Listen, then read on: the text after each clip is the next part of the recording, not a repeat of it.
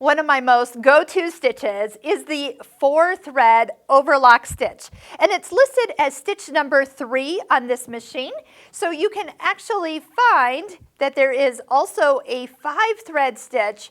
Then we get into 4-thread stitches, 3-thread stitches, and 2-thread stitches, and then the cover stitches. I mean, there's so many, but of the stitches that I use the most, the 4-thread overlock is the most common. My second most commonly used stitch for me is a 3-thread narrow overlock edge, a 3-thread rolled hem, and I'm going to add one more in there, and that would be the cover stitch, either a wide or narrow, depending on where you set up the needles. So yes, there are lots of stitches in this machine, but you're going to find kind of your go-to stitches. So why a 4-thread overlock? When you stitch a 4-thread overlock, you do have 2 needles in there, and both the upper looper and the lower looper. It puts a beautiful construction seam on fabric. If this is woven fabric, it works great. If it's a knit fabric that stretches, it works great.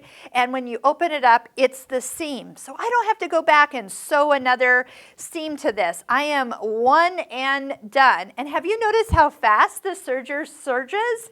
That means that I'm getting a lot of the things done twice as fast because I'm not having to go back and overlock an edge after I sew it, or I'm not having to go back and zigzag edges on my sewing machine, which take forever when you're now used to a serger and overlocked edge. But when you stitch, it's just an all-in-one pass. You can so easily just have that perfect seam every single time, done and ready to use. So just keep that in mind. It's your go-to stitch for most of your construction projects. But take a look at all of our videos as we do cover those other stitches and what they're most used for. So take a look at all of our short video tutorials on this beautiful Husqvarna Viking Embroidery S600 serger so you can get the most out of every single stitch that's built into this machine.